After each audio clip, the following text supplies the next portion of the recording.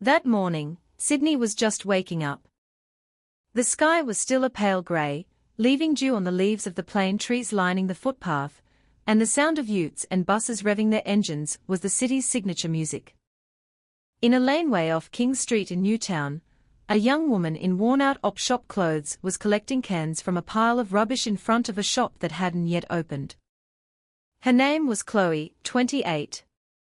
Her face was calm but exhausted.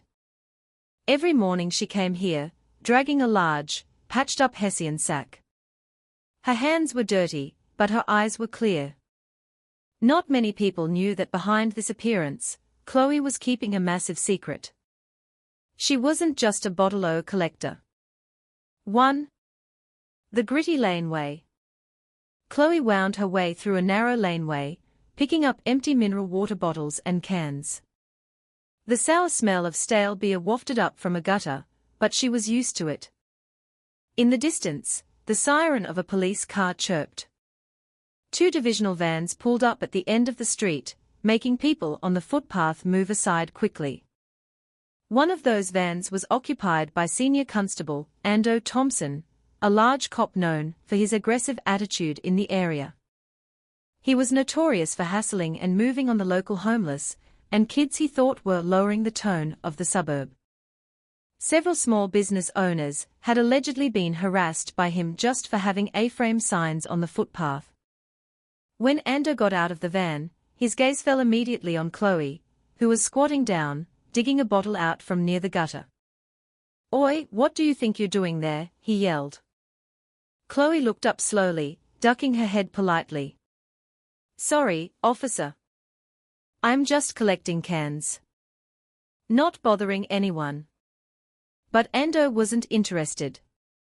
He strode over, staring at the large sack on Chloe's back. "This is a sterile area. You trying to make it filthy again? Piss off before I run you in." Chloe stayed calm. She stood up, hugging her sack. "Righto, officer. I'll move." But she hadn't taken a full step before Ando shoved her hard. The sack fell from her shoulder. Its contents scattered across the footpath. Bottles, cans, and plastic flew everywhere. A few people walking past stopped to stare. Ando looked at her coldly. "I told you not to make a mess. Useless scrounger." 2. The clatter of cans and dignity. The sound of the aluminium cans clattering on the pavement was like the shattering of dignity. Chloe stayed silent. She knew her role today wasn't the real Chloe. As a nobody, she had to restrain herself. But when Ando stepped closer, kicking the sack and stamping on some of the scattered cans, Chloe's blood boiled. "Officer, please don't step on them. That's my whole morning's work," she said, her voice soft but firm. Ando just smirked. "If you want to work, get a real job. Don't litter the street." With a deliberate, cruel motion, his shiny black boot crushed a plastic bottle near Chloe's foot. Crack! The sound was sharp. People nearby had started to quietly film the interaction on their phones. Chloe stared at that boot for a long time. She was scared, but she had to be patient. In her mind, she replayed her commander's message: "Don't get emotional. You're there to observe, not to engage. They have to believe you're genuinely on the margins." Yes, Chloe was actually an undercover detective from State Crime Command. She was deep in an operation to expose a network of extortion and abuse of power by local police, including Ando himself. But at that moment, the mission felt like a curse. 3. Street witnesses. A few local shop owners started to gather. A man from the hot bread shop, Bazza, whispered quietly, "Ease up, officer. She's harmless. She's here every day cleaning up, doesn't bother a soul."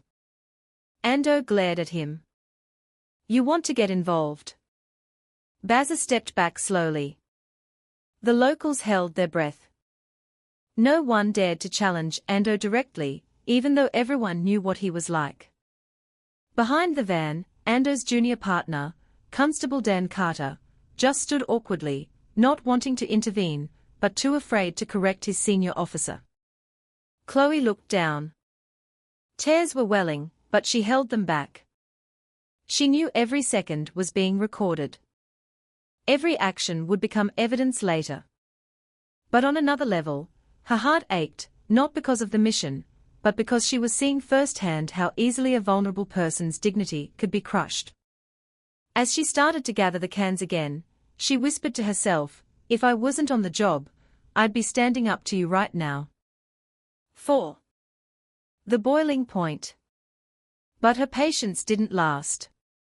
As Chloe crouched down, Ando kicked the nearly full sack again. Harder this time. The sack flew into the gutter. Filthy, oily water splashed all over Chloe's clothes. "Maybe that'll teach you. One more time I see you here, I'm locking you up," Ando yelled, his tone dripping with contempt. Chloe gripped a bottle in her hand. Tightly. Her breathing was shallow. People started to murmur. Some looked on with anger. Others looked down, afraid. Then, a woman's voice rang out from across the street. It was loud, though trembling. "That's bloody disgraceful. She's just trying to make a buck." It was Liz, the owner of the milk bar on the corner. Ando snapped his head towards the source of the voice, his eyes flashing. "You want to be arrested too, lady." But this time, the atmosphere was different. A few other people started to speak up, telling him to back off. Phone cameras were raised higher. And for the first time, Ando's arrogant expression looked a little shaky. Chloe was still. She knew this was the moment, not to retaliate, but to record it all. She scanned her surroundings with a sharp gaze almost invisible behind her tired facade. Data sufficient. Evidence complete. But the game isn't over. 5. Flashback, 3 days earlier. 3 days before the incident, Chloe was in a small briefing room at the State Crime Command headquarters in Surrey Hills. Her commander, Detective Inspector Marcus Yates, held a thick folder full of photos and reports. On the monitor, CCTV footage played, officers demanding contributions from shopkeepers, local thugs working with police, and several familiar faces. One of them was Senior Constable Ando Thompson. "Chloe, you're going in undercover," Yates explained. "We need direct evidence from the ground. Ando's been reported 3 times for abuse of power and extortion.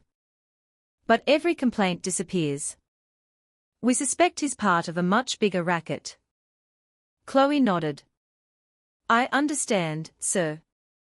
But why as a bottle collector?" Yates looked at her seriously. "Because they are invisible. No one will ever suspect the person they look down on. That's how you'll see their true side." Chloe was quiet. She knew the assignment was hard, but she felt a strong resolve. She had seen her own father, a taxi driver, get hassled and intimidated by cops just for refusing to pay a cash fine on the side of the road. That wound hadn't healed. This time, she wanted to see justice served, no matter how small. 6. The old wound. In the middle of the night, after the morning's incident, Chloe sat on the edge of her bed in the tiny, damp boarding house room she was using as a hideout. She looked at the gash on her hand, a result of falling into the gutter. In front of her was the half-full sack of cans. She took a deep breath. "Dad," she mumbled quietly, "if you were still here, you'd probably be proud of your girl right now." The sound of crickets echoed from behind the wall of the empty house next door. Only a dim street lamp stood witness. In her pocket, a tiny digital recorder was still on, having captured the entire incident that day. That evidence would be sent to Yates tonight through a secure channel. But before she could hit send, her burner phone vibrated. A short text message came through. Be careful. Someone knows you're not a collector. Yates. Chloe froze. She stared at the screen for a long time. In the distance, she heard the sound of a motorbike stopping at the end of the laneway. Two shadows appeared, getting off the bike. Shit, she whispered, quickly hiding the recorder under the pile of cans. 7. Voices in the dark. The footsteps got closer. Chloe pretended to be sorting her sack. One of them spoke quietly, but his voice was sharp. The boss says that new bottle-o chick is weird. Never asks for money, but she's always circling the same area. He says to keep an eye on her. Make sure she's not recording anything she shouldn't. Chloe held her breath. Her heart was pounding. 1. The sky before the storm. The rain had just stopped. Its remnants clung to the leaves, creating the distinct smell of wet earth. In the sky, the afternoon's orange glow was slowly fading to grey. Chloe sat in front of her boarding house room, eyes weary, listening to the footsteps in the distance. The laneway was quiet, but her heart was full of anxiety. She had just received an update from Inspector Yates. The video has internals attention, but don't pull out yet. We need more evidence, specifically, the extortion transaction involving Ando. Chloe stared at the message. She knew that order meant she had to stay longer in a place that was no longer safe. Since the video of the incident went viral, Ando had become agitated. He was looking for anyone who had betrayed the uniform. And his primary suspect was, of course, the female can collector, who had dared to look him in the eye without fear. 2. The trail of retaliation. At the police station, Senior Constable Ando Thompson sat at his desk, his face tense. A report from upstairs had come down. Professional Standards Command. His name was now on an evaluation list. But Ando was convinced that if he could find out who leaked that video, he might still have a chance to save his career. I'm telling you, it's that bloody bottle-o woman, he said to his partner, Dan Carter. Ah, come on, Ando. She's just. Just what? You saw her. She was too bloody calm when it happened. Her eyes. They are not the eyes of some junkie. I've been on the street a long time. My gut tells me she's not who she says she is. Dan was quiet. He knew his senior officer was a stubborn bully, but deep down, he felt guilty. He remembered clearly how Chloe had been treated, as if she wasn't human. But he was too scared to speak up. In an institution like this, going against a senior officer was career suicide. 3. The unexpected arrival. That afternoon, as Chloe was collecting bottles near a small bridge, a black sedan pulled up to the curb. A middle-aged man in glasses got out. His clothes were neat, but his face was full of worry. Chloe, he called out quietly. Chloe spun around. Sir? Inspector Yates. What are you doing here? I thought I was meant to stay on site. Yates scanned the area, making sure no one else was watching. Situations changed. Ando's moving erratically. He's been visiting witnesses around here, including the milk bar owner. Liz? We are worried about your safety. Chloe's face tensed. Liz? Is she all right? For now, Yates replied. But she's terrified. She said someone's been watching her shop all morning. Chloe clenched her fists. I can't stand by, sir. If they are starting to intimidate locals, this has gone too far. Calm down, Yates said. Tonight, we are starting a closed operation. But we need you to lure Ando to a location where we can get a clean recording. Yesterday's viral video isn't enough. We need a direct recording of him soliciting a bribe or making a threat. Chloe looked at him. So I have to be the bait. Again. Yates met her gaze with empathy. Yes. But this time, you're not alone. 4. The nighttime scenario. The plan was simple, but incredibly high risk. Chloe had to get close to Ando's regular spot again. She would pretend to be a simple collector, who had overheard talk of the protection money his crew was running on the local shops. She would pretend to offer herself as a go-between, a bagwoman. To record the conversation, Yates and his team would be 100 meters away, monitoring via a tiny earpiece Chloe was wearing. It all had to look natural. That night, Chloe looked at her reflection in a small, cracked mirror. Her face looked harder than it had before. I'm not just a collector tonight, she murmured. I'm a witness for everyone who doesn't have a voice. 5. The second encounter. At 8 p.m., Chloe walked towards the small park where Ando usually parked his van for a smoke. The street lights were dim, the atmosphere quiet. Only the sound of crickets and a distant motorbike. Officer, she said, cautiously. Ando turned. His face tensed immediately. You again. What are you doing here? Chloe ducked her head, faking fear. Sorry, officer.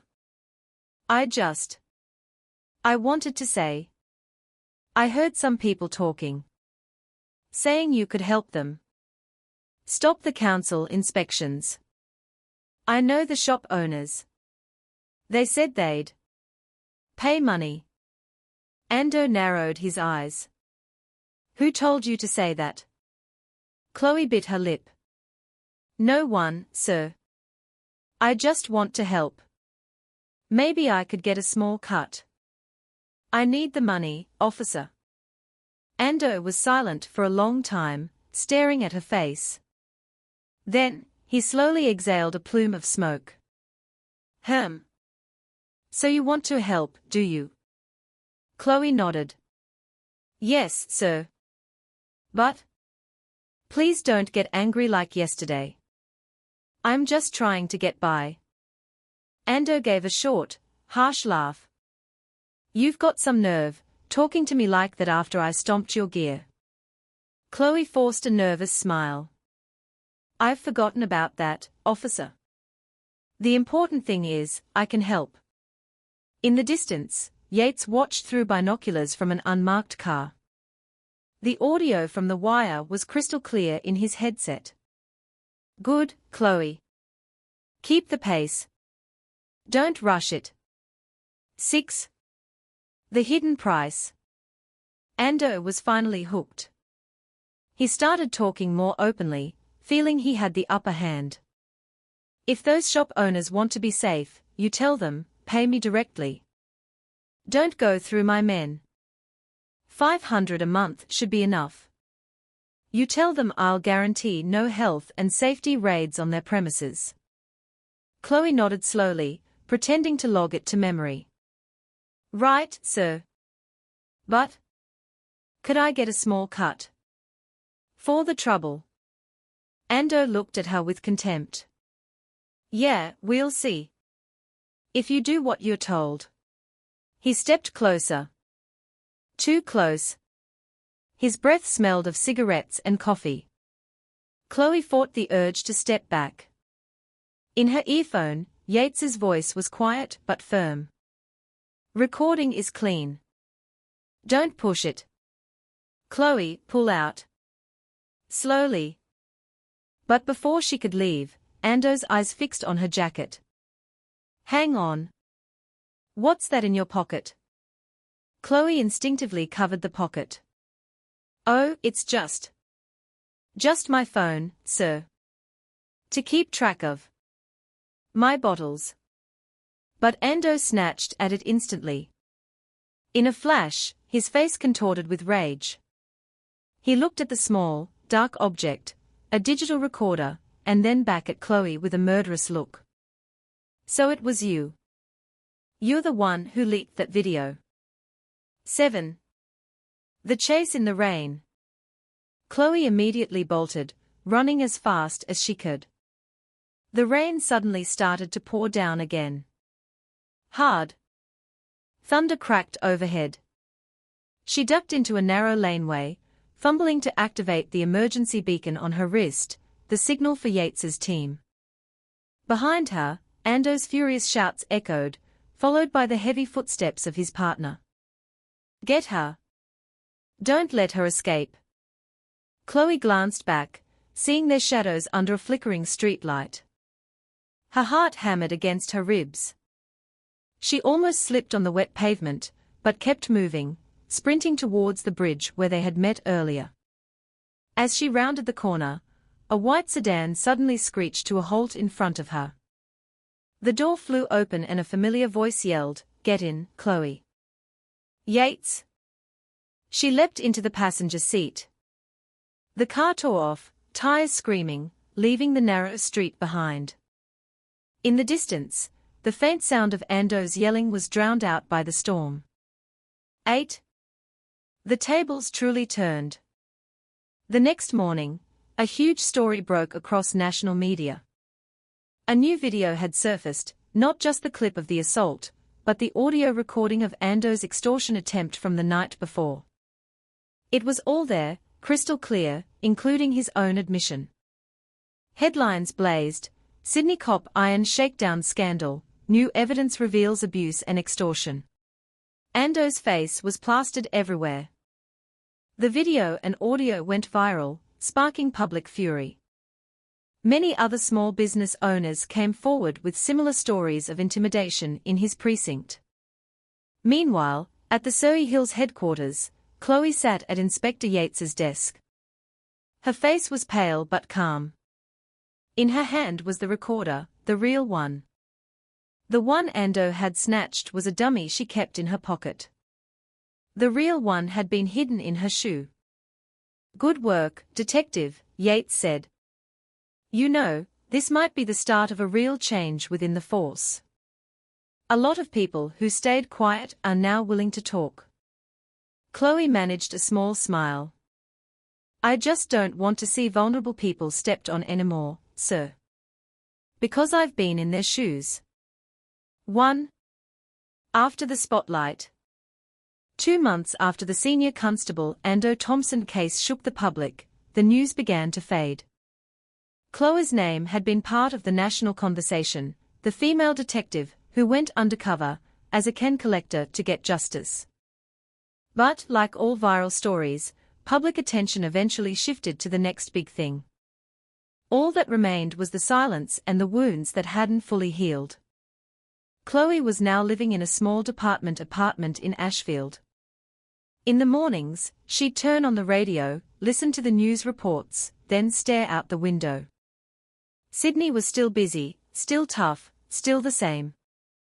But in her eyes, the city now had two faces: the one seen in the media, and the one she'd met in the narrow laneways where ordinary people struggled to survive. On the table, a long black coffee grew cold. She looked at a news segment about police reform. The NSW police force has promised to strengthen internal oversight systems and take decisive action against ethical violations. Chloe smiled faintly. Promises always sound good on TV, she thought. But what she'd seen on the streets was far more complicated. 2. Shadows of the past. Every night, the nightmares still came. She'd wake up to the phantom sound of cans scattering and Ando's yelling echoing in her head.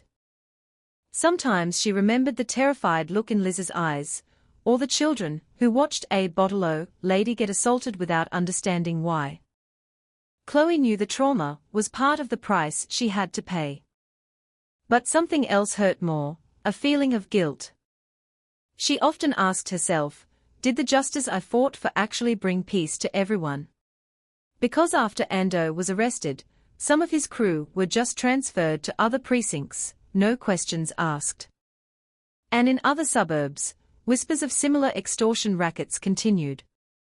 One person fell, but the system remained standing. 3.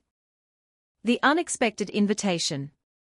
One morning, Chloe received an official letter. The logo of a government think tank was at the top, with the bold title, National Community Justice Forum, Justice for the Vulnerable. She was invited as a guest speaker. At first, she hesitated. She wasn't a politician or an academic. She hated public speaking.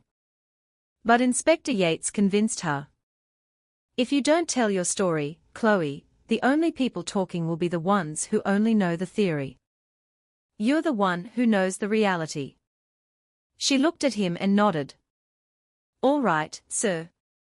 But I'm not going to be paraded as a hero. Yates smiled. Don't worry. Your story isn't about being a hero. It's about being human. 4. The stage and the reality. The day of the event arrived. The huge conference room at the ICC Sydney was full of journalists, activists, and officials. Chloe sat on the panel in simple clothes, a white shirt and black trousers. Around her, people spoke in complicated legal and bureaucratic jargon. When it was her turn, the room fell silent. She looked at the audience, one by one, then spoke, her voice quiet but clear. I don't want to talk about large-scale systems. I just want to talk about one simple thing, what it feels like to be stepped on. Not as an enemy, but as a human being who isn't even seen. The room was still. I went undercover as a bottle collector, she continued, her voice trembling slightly but firm, and I learned that poverty isn't just about an empty wallet. Sometimes, the real poverty is a lack of empathy from others. A long applause followed. But in the midst of it, Chloe felt a mix of bitterness and relief. She didn't want to be pitied. She just wanted to be heard. 5. The new shadow. After the event, some media outlets revisited her story. But behind the spotlight, a new reaction was emerging, not all of it positive. There were cynical comments online. There were also colleagues in the force who began to keep their distance. To some, Chloe was a dobber, who had aired the force's dirty laundry in public. One afternoon, she was called into Yates's office. Chloe, I have to be honest, Yates said, his tone heavy. Some of the higher-ups feel you appearing in the media too often. They are worried you are becoming the wrong kind of symbol. Chloe smiled bitterly. The wrong symbol. For telling the truth. I know. But sometimes, the truth isn't popular. Chloe was quiet for a long time. Then she said softly, in that case, I'm requesting a temporary withdrawal from fieldwork. I need to breathe. Yates looked at her with respect. Are you sure? Chloe nodded. I'm not stopping the fight, sir. I'm just catching my breath. 6. Return to the old streets. A few weeks later, Chloe returned to the place where she had been undercover. Back to Newtown. Not for a mission, but to find her own peace. She walked the laneways that had been her small territory. She saw kids playing, shop owners laughing, and Liz, who was still managing her milk bar. Chloe. Love? You came back. Liz cried, pulling her into a hug. Chloe smiled. I missed your coffee, Liz. They sat on a wooden bench, enjoying the afternoon and watching the street. A light drizzle began to fall, reminding Chloe of the night she had run for her life. It's quieter now, isn't it, Liz? Chloe asked. Liz nodded. Yeah, a fair bit. The new cops on the beat are decent. Young. They actually stop and have a chat, don't ask for donations. Chloe smiled faintly. So. It wasn't all for nothing. But Liz looked at her gently. But are you at peace, love? The question made Chloe pause. She looked into the distance, at the streetlights just starting to glow. Not completely, Liz. But I've learned one thing. Sometimes, to uphold justice, you also have to make peace with the pain. 7. The view behind the camera. That night, Chloe went home and turned on her laptop. She opened an old folder containing the video and audio files from her undercover operation. Fragments of those days full of tension. But this time, she didn't see the violence or the humiliation. What she saw was the resilience of ordinary people, the delivery driver who kept smiling even while being hassled, the shop owners who prayed quietly amid their fear, and the kids playing, oblivious to the injustices around them. Chloe stared at the screen for a long time, then wrote a small note. Justice isn't born from a uniform or a rank. It's born from a heart willing to see another suffering as its own. She saved the note in a new folder, Project Light. 8. The Small Light. A few months later, Chloe started a small project in her community. She invited several former victims of extortion and other locals to Know Your Rights workshops, teaching them basic law and citizen protection. Her goal was simple: to make sure they knew their rights and had the courage to speak. I once pretended to be invisible just to open people's eyes, she told the participants. Now, I want you all to open the world's eyes. Liz joined as a volunteer, providing coffee and food. Young locals helped record the sessions, uploading them to social media. Slowly, their community grew. Not based on power, but on mutual trust. Chloe felt her life had direction again. She might no longer be an intel officer in the field, but she was now on a quieter battlefield, educating and empowering. 9. A message from the past. One morning, Chloe received a letter from the Law Enforcement Conduct Commission, LECC. The contents were short but shook her heart. Thank you for your service. The resulting internal investigation uncovered a cross-precinct extortion racket originating from your report. Many junior officers have been inspired by your story. Chloe read the letter slowly, staring at the signature at the bottom. She smiled faintly. Maybe the system wasn't perfect, but the seeds of change were there. 10. An end that isn't a closing. That evening, Chloe walked along the banks of the Cooks River near her home. The sky was a soft orange. She saw a small boy collecting plastic bottles, putting them into a worn-out sack. The boy's clothes looked just like the ones she used to wear. Chloe approached him and asked gently, "Collecting those to help your folks?" The boy nodded. "Yeah, miss. For my sister's school stuff." Chloe took a $20 note from her wallet and looked at the boy. "Keep this. But don't you ever quit school. The world needs honest people like you." The boy smiled shyly. "Thanks, miss." As the boy walked away, Rini looked up at the sky and smiled. She knew her fight didn't end in an interrogation room or a